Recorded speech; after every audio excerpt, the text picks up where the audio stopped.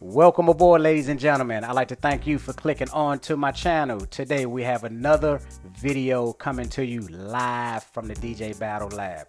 We are going to go over a race with a good buddy of mine, my buddy right here, Mr. Pete, racing with Bike Doctor. Thank you for clicking into the channel. Let's get into some race footage, ladies and gentlemen. Well, thanks for having me, DJ Battle. This is something that I've long looked forward to, and when you said that you would actually look at a video and we could do a production together, I was pretty thrilled to be able to spend some time with you here. So I race for Bike Doctor, Richardson Bike Fit, and I've been racing for I guess since 2008. I was a triathlete for a long time, and my wife finally told me I had to pick one sport, so I chose cycling.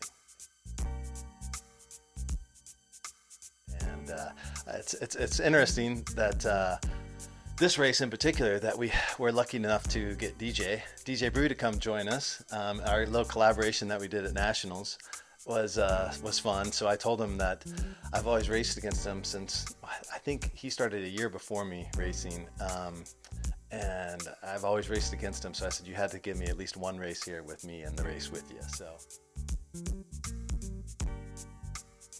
Before we get into the start of this race footage, what category racer are you and how long have you been racing? I'm a category 1 racer, and I've been competitively racing bikes since 2008, I think, or 2009, one of those two years.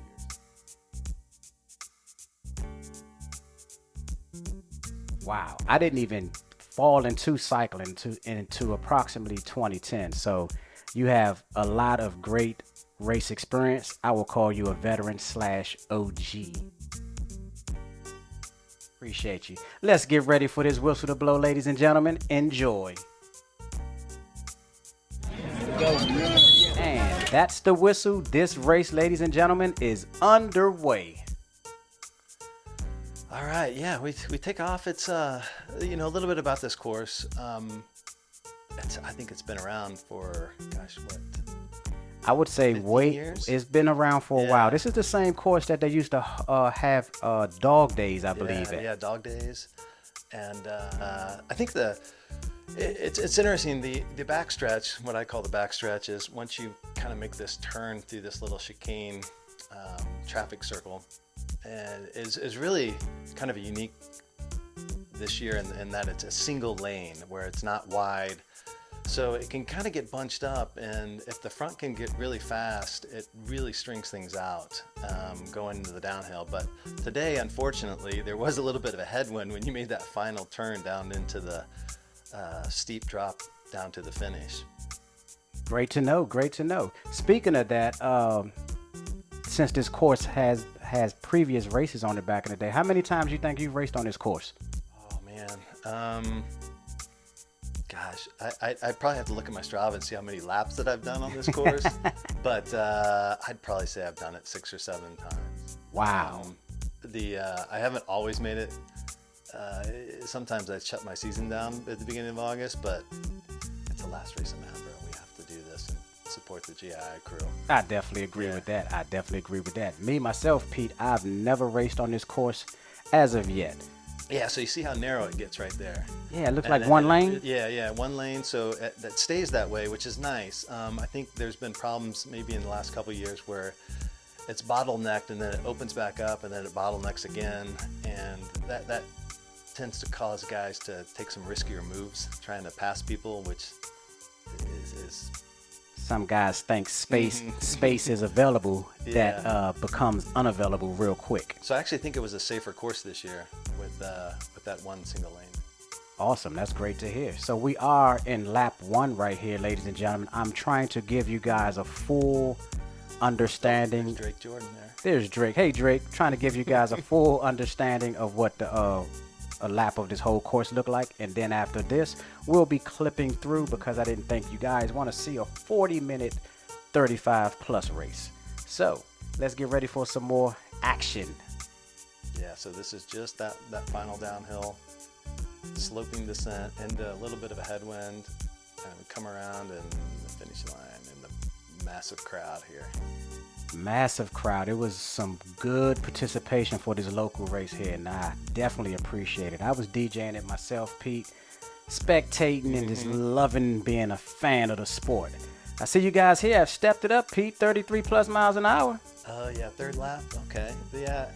There was an interesting move. I think it might have been Danny total, and some guys got off. I think Pierce and I think DJ was in there too. Maybe 5 or 6 guys. I think they had got a little gap, and guys got a little nervous there for a second. And I think actually Route 1 put some guys on the front and brought that back.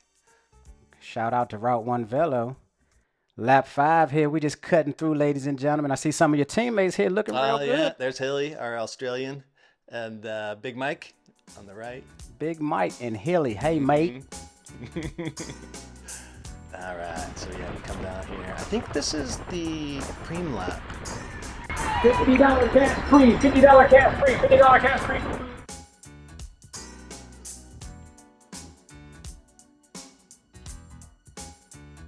I normally don't chase preems too much, but in honor of Brian Soberg, I had buddy Sobe. He never misses an opportunity to.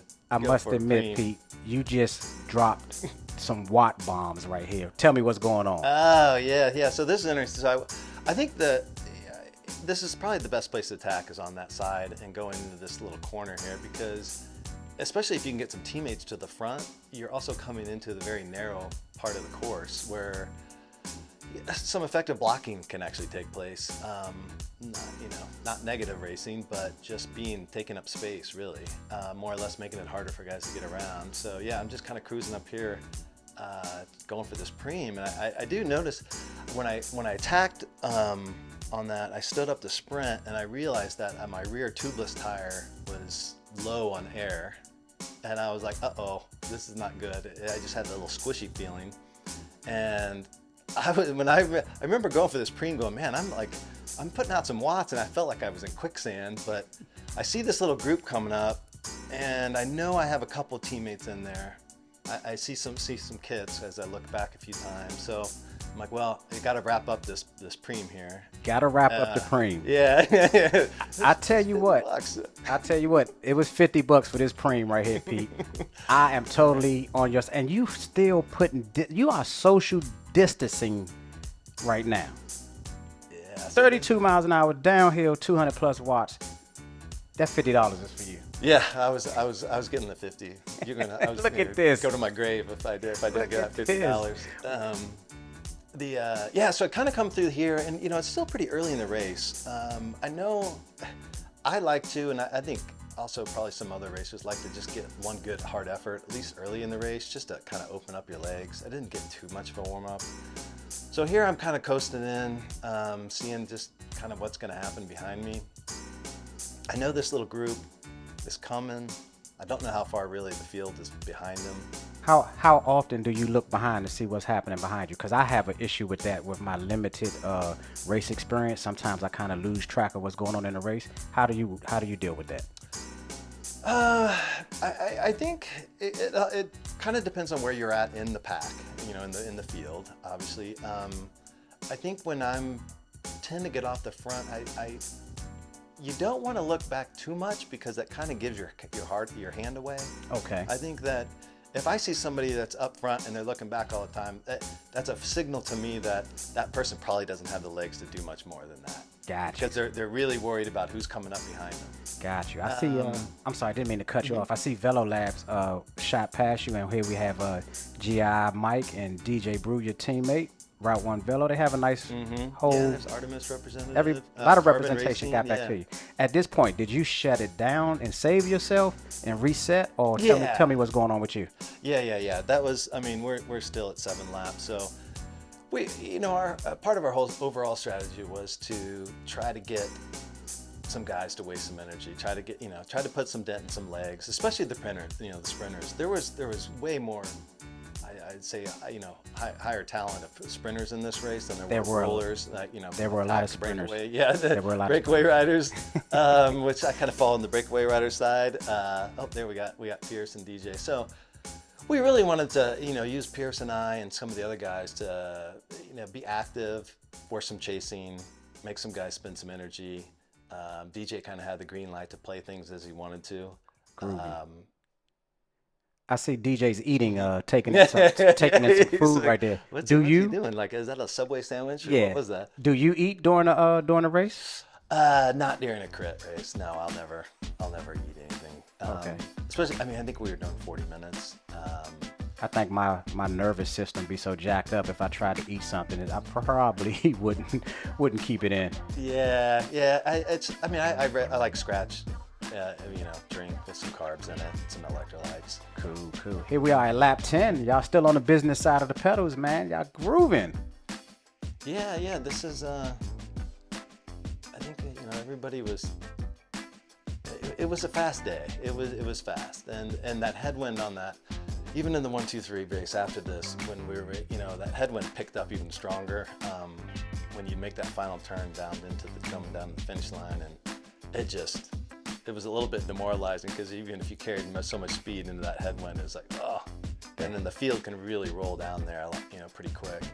See, VeloLab stood up on the pedals. He must be trying to go get something too, and DJ not having it. I think maybe at this point Pierce might be doing a little instigating off the front. Okay. And that's what we were kind of hoping to, as we got down to the races, being more active, forcing some counters, really looking for some change of speeds here. And this is a good sit where the field's sitting up, where I could kind of get around on this section that is, limits people that can chase, because if you're 10 wheels back, you're not able to go with it. This is pretty impressive, Pete. Here you are shooting out the cannon like a cannonball again, off the front with 2 laps to go for the race. What's going on in your mind right here? Yeah, I was. Interestingly enough, this effort felt a lot worse than I wish I had my heart rate on, but I tend to look at my speed a lot more than my power, especially as you get off the front, and because there's a big difference between there's spots where you can really carry speed and produce less power. So what I was trying to do is I'm obviously forcing some things here into the headwind right here, but still I'm only going like 23 miles an hour. 23 miles an hour, Yeah, 400, 400 plus. Yeah. That's I was a little bit demoralized in the sense that I knew I was low on air, but I didn't know how low I was on my rear tire until after the race, when I had about 25, I think 30 PSI in my tire. And I was like, man, no wonder why this effort was so hard. Yeah. Yeah, see, I'm only going 29 down that hill. And that's normally at 34, 35 mile an hour. And the Peloton is coming to you with a full steam ahead. And I think at this moment, this is the bell lap. So the bell is ringing. Everybody understands this is the last lap. Everything is on the money. I think there's one more lap to go. One more? Yeah, because this is what I really wanted to try to do was get. You've been off the front for almost 2 minutes. Yeah, but I get caught back on the top of the hill. Oh, gotcha. And I really wanted to try to get back to that long, narrow section and get through that to really make people chase. Look at that distance right there. Because that really would have opened up the race, I think, a little bit more and given our lead. I know Pierce was probably going to stay back and try to help DJ and Hilly and Big Mike, and we had Gabe in there and Hogan. So I wanted to try to get them as much time and space and relaxation as possible and allow them to kind of get together. But as I'm coming up here, this is the backside stretch here. Is this So somebody's trying to bridge across here. I think it looks like I have a teammate on his wheel. Is this downhill at this point, or is this uphill? I know the rear camera looks a little deceptive. Yeah, this is the backside. Coming up the backside. So I'm like, okay, I'll try to give it some more gas here and try to get. So at this point, are you all in, or are you not? Oh, I'm all in. Yeah, I mean, So, there's no you're not worried when you about do an effort like this, you got to go all in, and it's kind of all or nothing. Once you get cut, you're pretty much done. It's pretty impressive, I will tell you, Pete. So we go here. So this is what I really want to do is get around to the backside again, because things, I know I talked to the guys and DJ mentioned that things got a little slow, kind of coming after the turn here. Okay, so at this point, after the first corner, and then things picked back up on the backside, and I think he had a good effort from Pierce, and then I know DJ was left a little bit long to. He had to put in a big effort to go long. He's leading it out. It looks like Bike Doctor is leading it out, but there's also SLR. So now we're going to see how things are. That might be DJ Proof. He might be trying to go for the front.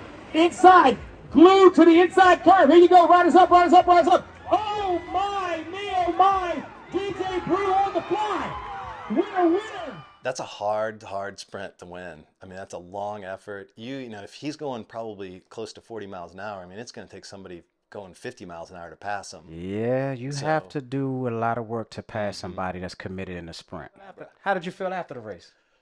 I felt good that we won. Felt good that you won. I felt good too. I felt good too for you. It felt good to be on the winning team of DJ. Let's just say that. DJ has been winning it's been for a very long time. Of, being on the opposite side. Getting handed. DJ, be nice to the race community. Other people want to win. Hey, Pete, I really appreciate your everything that you gave into cycling. I appreciate you doing this interview with me. Likewise, and I appreciate learning from you and everything. Yeah, your enthusiasm is infectious, and the smile, and it's great. That's what the community needs is people like you, and more people like you with that energy.